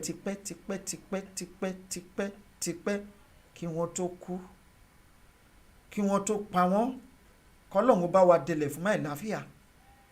Ẹ jẹ́ kí n wo article yẹn, fọ́nrán yẹn jọ. Máì láfíà ó sọ, ó pariwo, ó sọ̀rọ̀, ó yán, ó ní ẹ̀yin ọmọ Nàìjíríà ẹ kó ojú lọ́nà, ẹ wo òun lélẹ́yìí. And let me make some revelations, because some of us also have our own intelligence networks. Okay. Have met with some of the bandits. We have met with some of their high commanders. 1 or 2 who have repented. They have sat down with us, not once, not twice. They told us that one of the northern governors is the commander of Boko Haram in Nigeria. Boko Haram and the bandits are one and the same thing. They have a sophisticated network. During this lockdown, their planes were moving up and down as though there was no lockdown. Moving ammunitions, moving logistics, moving money, and distributing them in different parts of the country. They are already in the south, in the rainforest of the south. They are everywhere. They told us. Now, when this lovely man, may his soul rest in perfect and perfect peace. When he was saying it, we reckon a roll pa. My láfíà náà ti lọ látọdún tó ti kọjá. This is another incident that happened on Sunday. To confirm what my láfíà said when he was alive. And now kan dẹ̀ sì dìde wọ́n sì kóró. There is a local government in Oyo State now tó jẹ́ pé Fulani òní chairman ni wọ́n bẹ̀. In Oyo State. According to Seyi Makinde himself. Because I heard him saying it last year. Wípé one of the local government tí àwọn Fulani ti pọ̀ jù ní Oyo State tí Fulani dẹ̀ jẹ́ local government chairman ni wọ́n. That's the beginning of it. That is just the beginning. Now this year again, wọ́n tẹ̀ mọ́lẹ̀ wọ́n fi Seriki sí cabinet of Obas, council of Obas, that same state. To confirm it. When they finish these rural killings, they will move to phase 2. The phase 2 is they will go into the urban cities, going from house to house, killing prominent people. I can tell you, this is the game plan. By 2022, they want to start a civil war in Nigeria. Civil war ló ti ń ṣẹlẹ̀ lọ́wọ́lọ́wọ́ yìí. Code àwọn kan sọ pé ẹ má jẹ́ ajagun. À ń jà code war already. Nílẹ̀ Yorùbá. Ibẹ̀ làwọn kan dẹ̀ sì ń sọ wípé okay o ẹ jẹ́ ká lọ pẹ̀lú agenda àwọn ará bí. Pẹ̀lú àwọn tẹ̀rí lẹ́kọ̀ọ́ yẹn lásán. Wọ́n ti protest wọ́n sì múra pé àwọn fẹ́ protest ni o. Pẹ̀lú àwọn tẹ̀rí lẹ́kọ̀ọ́ yẹn lásán. Ṣé believe pé referendum lè wáyé nílùú Èkó kí Yorùbá win láíláí? Never. Torí náà ẹ̀yin ará Ìbàdàn ẹ fúnra o. Láti buttress lóòótọ́ fídíò yìí àti play several times. Ṣùgbọ́n kò lè ever ṣaláíláí. A ṣe máa play ẹni tó bá ti tó time láti fún wa ní warning. Ọmọ ìlú Ìbàdàn ẹ tún wo eléyìí. Ẹ̀yin ọmọ Abẹ́òkúta, ẹ̀yin ọmọ Ògùn State, Sango, Ọ̀tà, Àgbàdo crossing, Ìjókò, kí lórúkọ kí lórúkọ àwọn bíbá yìí, Àjùwọ̀n, Ìjàkọ́, Owódé, lọ bẹ́ẹ̀. Ẹ̀yin Adó, kí lórúkọ eré àyè, láfta winners yìí lọ bẹ́ẹ̀ ìpínlẹ̀ Ògùn, Ọ̀ṣun, Ọ̀yọ́, Oǹdó ẹ tún wò ó again ká ẹ ṣọ́ra yín dáadáa. And of course, we will try more to cultivate that culture in our people, while at the same time bringing the Fulanese in one fold and try to arrest their traditional practice. Planning to put Fulani in one fold. One fold. Wọ́n ti ń bá yín lérí ìsìn pé ẹ̀yin kọ́ lẹ lẹ́kọ̀ọ́. Lóòótọ́ mọ̀ pé ilẹ̀ Yorùbá ti dúró non-negotiable ni kò sí ní tó lè yẹ. Yorùbá ti dúró, I'm very sure about that. Wọ́n mọ̀ pé a sọ̀rọ̀ kan lẹ́nu ọjọ́ mẹ́ta pé ẹ̀yin ọmọ Yorùbá lóòótọ́ aláàní jagun. Wọ́n ní tá a bá láàní ṣògùn kà àwọn tó máa béèrè fún kọ́ tí wọ́n ní jẹ́ ká gbádùn yìí ń kọ́. Ni wọ́n yìí sọ pé ẹ̀yin tẹ́ ẹ wà lábúlé kéréje ẹ kóra ìjọ pọ̀ sẹ́gbẹ̀ẹ́ kan tí abúlé bóyá ojúlé márùn ẹ wo bóyá abúlé mẹ́ta àbí mẹ́rin lágbègbè kan ẹ wo èyí tó bá wà láàárín tó tẹ́jú dáadáa ẹ̀yin olùjọ abúlé márùn ti bí abúlé márùn tọ̀hún ẹ kóra ìjọ pọ̀ kẹ́ ẹ wá sí àárín kẹ́ ẹ dúró. Àwọn igbó tó wà nítòsí abúlé yìí níwọ̀n bíi ẹsẹ̀ bàtà bíi 50 sí 100 yíká gbogbo abúlé yìí ẹ̀rù ó kó mọ́lẹ̀ dáadáa. Ẹ má sọ àsùnpìyè ẹ má sùn ká ẹ díjú méjèèjì lásìkò táwa ìrìn tá a fẹ́ rìn yóò tó nǹkan kan mọ́ ìrìn péréte lókù ọjọ́ péréte oṣù díẹ̀ lókù kì í ṣe ìrìn ọdún mọ́ ṣùgbọ́n akálà àwọn ará bí yìí tó bá rí pé a ti lọ tán wọ́n lè fẹ́ ṣùwà àwọn ìwà kan tí ò ṣe kínní ṣùgbọ́n wọ́n ní àtòkèrè ló lójú jíjì ti mẹ́kún ẹ̀sùn ẹ gbọ́dọ̀ gbìyànjú láti dáàbò bo ara yín kò ṣẹ̀ṣẹ̀ ń bẹ̀ tẹ́ ẹ bá dáàbò bo ara yín gbogbo àwọn ọ̀dọ́ tó wà lábúlé yìí ẹ kóra yín jọ ẹ máa ṣọ́ọ̀dì lóru ẹ pínra yín nítìítì ẹ máa ṣọ́ àwọn ènìyàn yín ẹ̀yin tẹ́ ẹ wà ládùúgbò láàrin ìlú ojúlalá kan fi ń ṣọ́ orí ẹ ṣọ́ra yín dáadáa ẹ di àdúgbò yín mú gidigidi ẹ̀yin tẹ́ ẹ wà tẹ́ ẹ jẹ́ baálé ilé ẹ ṣọ́ra yín dáadáa ẹ dilé yín mú gidigidi ẹ má jẹ́ káwọn ará bíi kí wọ́n wọlé sí yín lára lójijì kẹwàá ní kí gbogbo Fúlàní tó wà lẹ́kọ̀ọ́ wọn ò tí ì tán o bí wọ́n ṣe pọ̀ tó wọ́n ṣe pọ̀ bí irù òun náà lárákùnrin yìí ń sọ wípé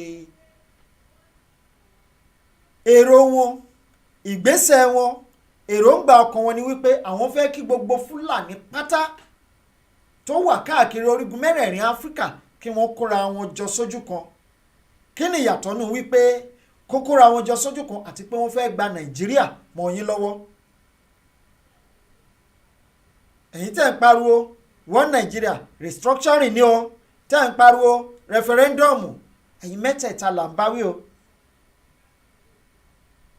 kí ni ìyàtọ̀ nínú mẹ́tẹ̀ẹ̀ta kí ni ìyàtọ̀ ẹ jọ̀ọ́ torí Ọlọ́run ẹ má bínú nínú méjèèjì pé ẹja kóra wa jọ sójú kan àti pé a fẹ́ gbalẹ̀ yín bó sì gbọ́dọ̀ ṣe ń kóra wọn jọ yìí mo rí àwọn fídíò kan lé níbi tí bàbá kan ti sọ wípé ní ìpínlẹ̀ Kogi wípé wọ́n máa wá sóko wọ́n á jẹ oko yín tẹ́ ẹ bá tún sọ̀rọ̀ wọ́n á fi àdá wọ́n á fi lé yín bàbá kan ni wọ́n pa lẹ́nu ọjọ́ mẹ́ta yìí wọ́n pa wọ́n dẹ̀ ṣá orí ẹ̀ wọ́n ṣá wẹ́lẹ́wẹ́lẹ́ torí pé kíni torí àwọn Fúlàní fi ẹran jẹ oko ẹ̀ ó dẹ̀ sọ̀rọ̀ lásán kò sí ẹ̀ṣẹ̀ míì tó dá o ṣé ẹ gbọ́ níta wọn ò sọ ní òsì ò ní gbé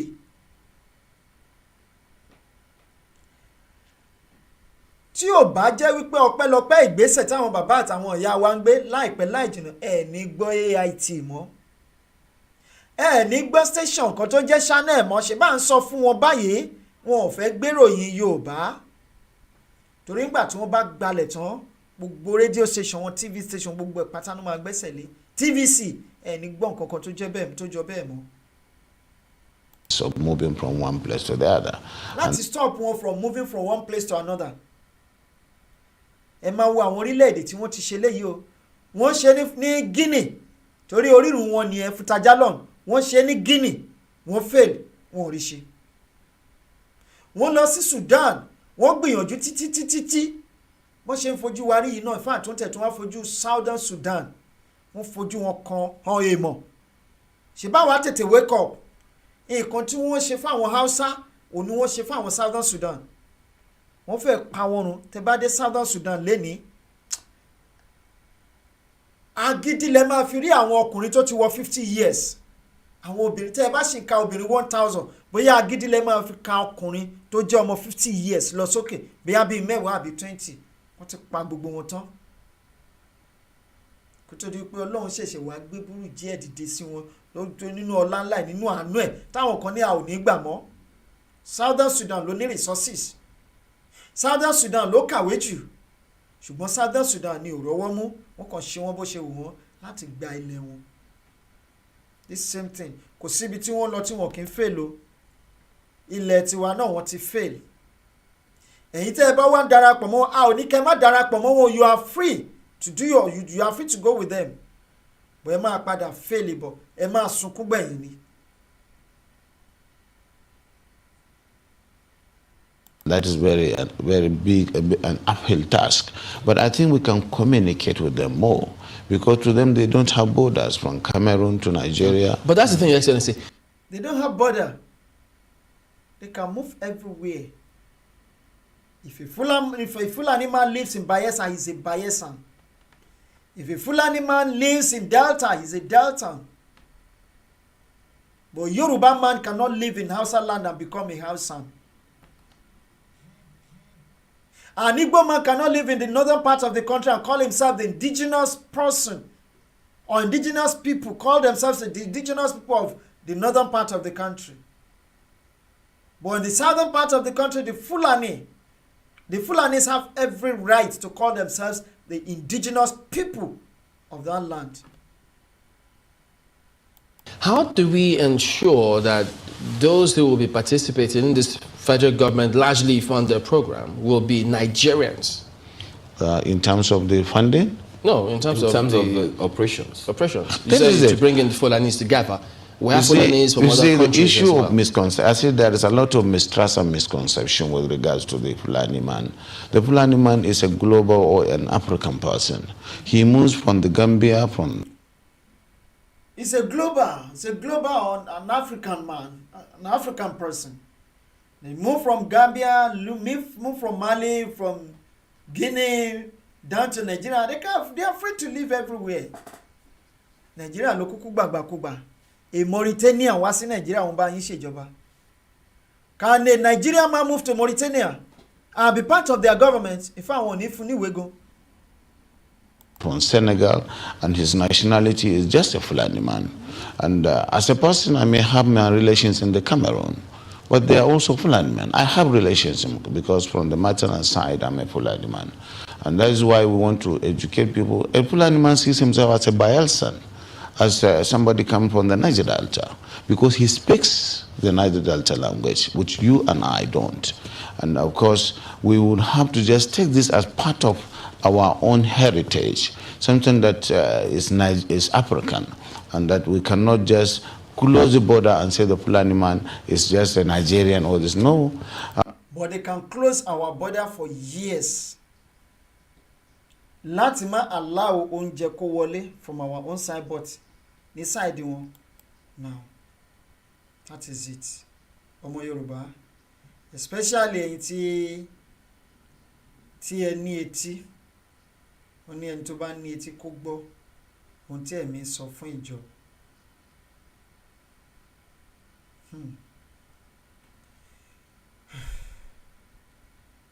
Ọmọ Yorùbá, it is time to go. A dúpẹ́ lọ́wọ́ ẹ̀yin ìyá àtẹ̀yin bàbá wa tẹ́ ń ṣe grassroots awareness, especially ìyá wa nípínlẹ̀ Kogi. Ẹ̀yin ọmọ Yorùbá pátápátá, gbogbo iṣẹ́ tí wọ́n ní kẹ́ ẹ ṣe lórí Yorùbá ẹ ṣe. Passport iṣẹ́ ti bẹ̀rẹ̀ lórí ẹ̀ ní pẹrẹu pẹ̀lú àṣẹ lọ́wọ́ Ọlọ́run. Àwọn iṣẹ́ tó kù lọ́lọ́kan òjọ̀kan gbogbo ẹ ti bẹ̀rẹ̀ ní pẹrẹu. Just only 1 or 2 touches ló kù tílẹ̀ Yorùbá máa fi dúró.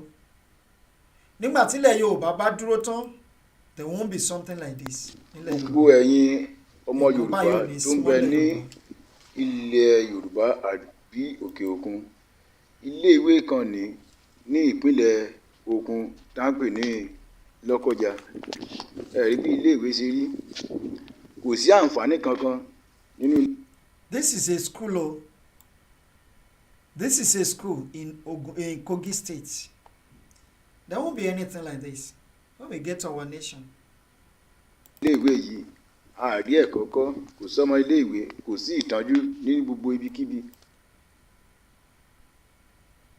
Kogi State tí ìyàwó gómìnà tó ti pín owó ní ìpínlẹ̀ Ògùn lórí ilé ìwé, àwọn ọmọ ilé ìwé wọn ò rí ilé ìwé lọ, wọn ò rí iṣẹ́ gidi kọ́, kò sí ọjà títà kankan, kò sí nǹkan tá lè fi yangàn.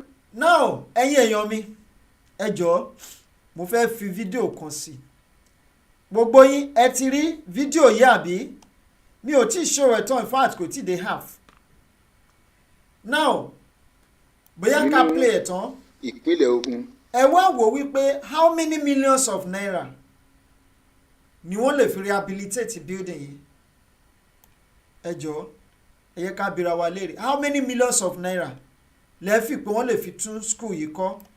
Ẹ jọ̀ọ́ mo fẹ́ kí ẹ bá wa tẹ̀ sí ojú ọ̀nà Nàìjíríà yìí. Ẹ jọ̀wọ́ gbogbo ibikíbi tá a bá wà tá à ń ṣe iṣẹ́ ìgbòmìnira ilẹ̀ Yorùbá, ẹ jọ̀wọ́ ìpínlẹ̀ Ògùn ìyà ń jẹ wá gidi gan, gbogbo ọkàn tọkàn tara la fi gbìyànjú láti tẹ̀lé ìpínlẹ̀ Yorùbá kó ṣeé ṣe ájú ṣe fún wa o. Oòduà fún ara ẹ̀ agbáṣẹ́ ẹ̀ ṣe fún ara ẹ̀. Ẹ rí iléèwé ẹ rí bó ṣe rí iléèwé ni ẹ wo àgbàlá ẹ rí bó ṣe tó, kò sí àǹfààní kankan nínú iléèwé yìí. Ìyà jẹ wá gan o. Òmìnira dídán ní ká gbòmìnira, ó di dídán ká gbòmìnira. Yorùbá nation, Oòduà nation, ó ti ṣe. now ẹ ti rí mo mọ̀ wípé tí wọ́n bá ná ju àrírú ẹ̀ rí wípé wọ́n mà ná nàkúnà o, at least wọ́n bá máa fi rí 2-3 million naira pẹ̀lú standard in Nigeria. Now I'm not talking about the world class or the world standard o, I'm talking about the standard of Nigeria. At least wọ́n gbé school yẹn dìde padà again. Àwọn students á lè lọ school ṣùgbọ́n wọn ò ní ṣe torí wọ́n mọ̀ pé tí wọ́n bá ṣe tẹ́ ẹ bá lọ sí school ẹ máa takò wọn lọ́jọ́ iwájú. But this same state ẹ wo nǹkan tó ṣẹlẹ̀ mẹ́. So by the grace of God we are going to do 1 million. This is the wife of the governor of that same state tí ní school yìí ti wáyé. Òun ló ń distribute owó yìí 1 million naira ló ń fún ẹnì kọ̀ọ̀kan. Only we are going to start with 1 million naira. Ẹ wo. So by the grace of God we are going to do 1 million. By the grace of God, we will start with 1 million naira. Owó yẹn lọ kó sínú Ghana must go in. In Nigeria, that is the only country tí mo rí. When it is time for election, they will come, they will splash the money, lavish money, both hard currency and Nigerian currency. One lavish, one ṣe bó ṣe wù wọ́n. They will dish out the money. Automatically win election time, they will draw back. That is the end. Ẹ wá bẹ̀rẹ̀ sí ní jẹ ìyà yín lójú pálípálí. Iṣẹ́ wo ni ìyàwó gọ́vnà yín ṣe tó ń dash àwọn èèyàn ní 1 million naira?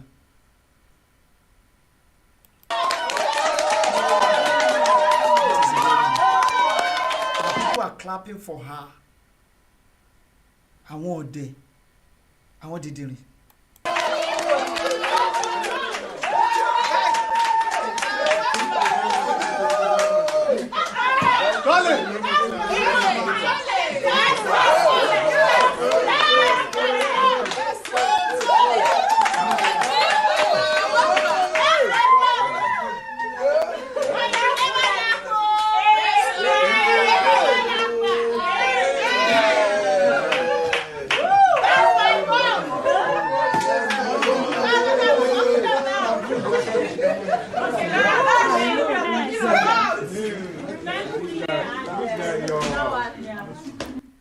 This will not happen when we get to our nation. Not only that, that same state, Kogi State, I think I have another video here. That same Kogi State. That same Kogi State.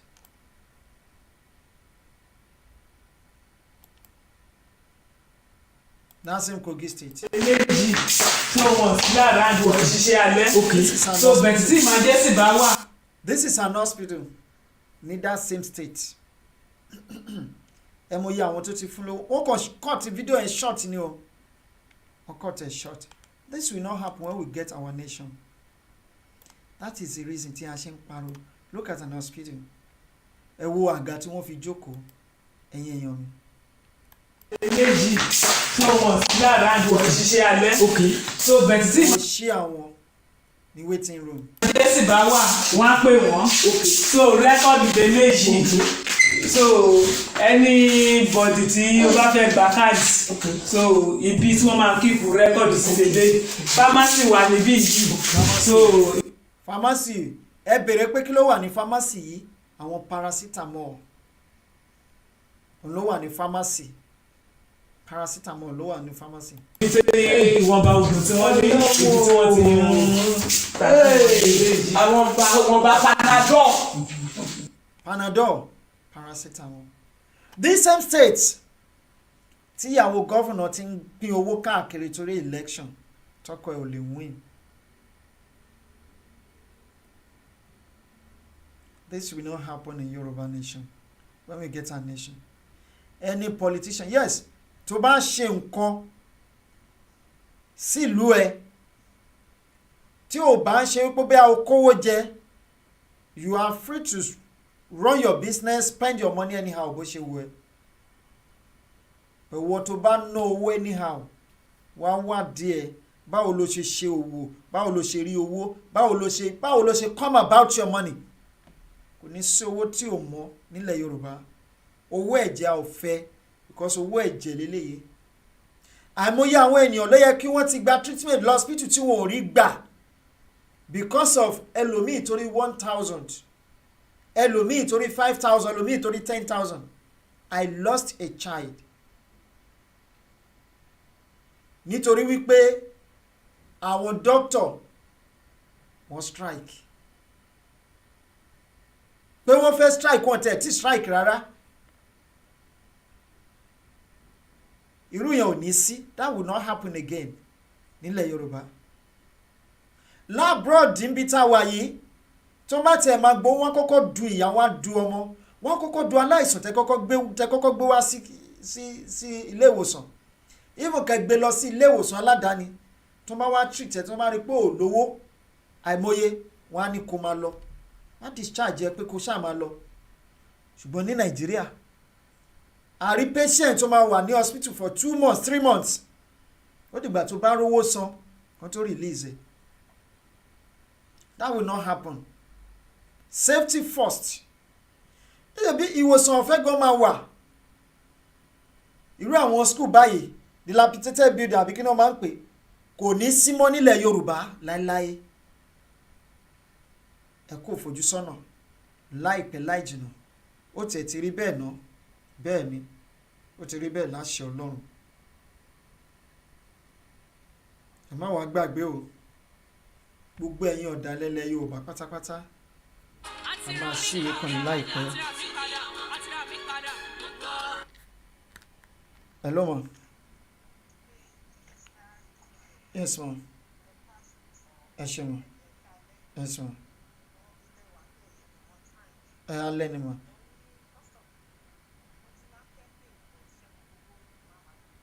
Ẹ jọ̀ọ́ ma ṣé mo lè pè yín padà mọ́ ṣé mo lè pè yín padà in 30 minutes time mo wà lórí program ẹ má bínú ma. Okay ma all right ma ẹ ṣeun. Ẹ ṣeun ẹ̀yin èèyàn mi mo kàn ní kí n kàn ship ẹ̀ in díẹ̀ ni. Ní ọ̀la lágbára Ọlọ́run we are going to continue from here. Aago 12 ti kọjá ìṣẹ́jú 2. Ọlọ́run á ṣọ́ wa ju ọ̀la lọ lágbára lọ́wọ́ Ọlọ́run. Ọmọ Ìbàdàn ẹ jí ẹ má sùn. Ọmọ ìpínlẹ̀ Ògùn ẹ jí ẹ má sùn. Gbogbo àwọn ọlọ́kadà tí wọ́n lé lẹ́kọ̀ọ́ wọ́n ti ń wọnú yín wá o. Wọn ò fi mọ́tò kó ọ̀kadà wá wọ́n ń gun ọ̀kadà wọlé ni. Wọ́n gun ọ̀kadà ṣebí Èkó àti Ìbàdàn wọ́n ti àti Ògùn ìpínlẹ̀ Ògùn wọ́n ti wọnú ara wọn náà. Ẹ lè fẹsẹ̀ rìn láti ìpínlẹ̀ Èkó dé ìpínlẹ̀ Ògùn. Ajégúnlẹ̀ tẹ́ bá lọ sí toll gate lọ́nà Abẹ́òkúta tẹ́ bá ti kúrò lájégúnlẹ̀ níbi odò Kànáà yẹn ẹ ti cross sí toll gate. Ẹ ti cross sí toll gate ẹ ti wọnú Ògùn state nìyẹn. Tẹ́ bá lọ sí side tẹ́ bá gba ojú kí lórúkọ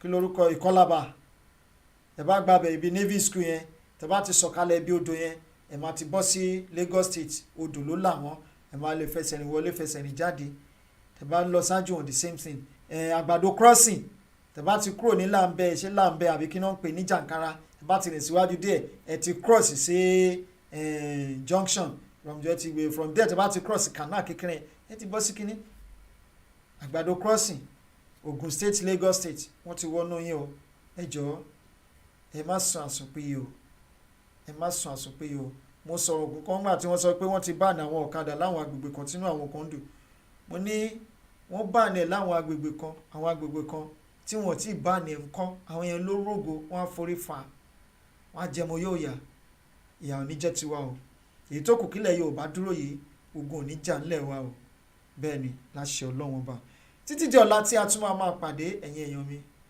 ètò tòní mo lérò pé àgbádùn ẹ̀ díẹ̀ lágbára lọ́wọ́ Ọlọ́run ọba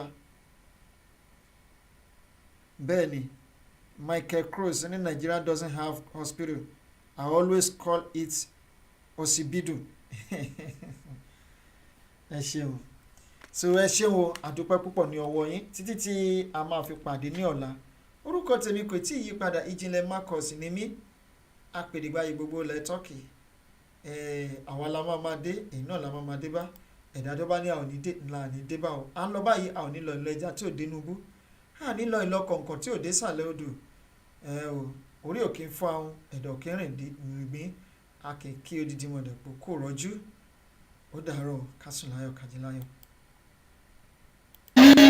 kì í ṣẹran.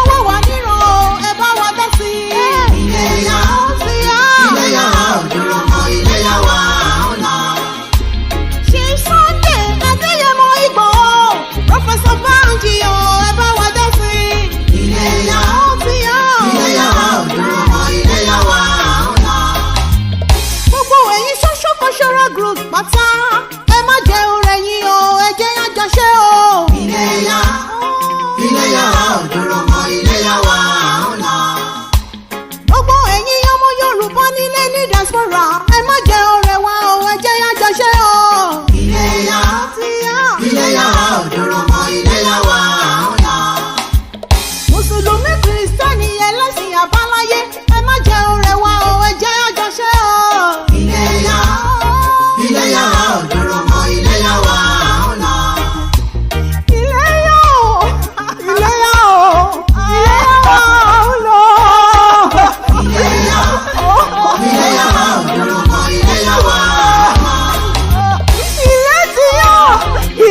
ti yá ìléyà ọ̀rọ̀ ńlá nítorí o. ìléyà òdúró mọ́ ìléyà wá.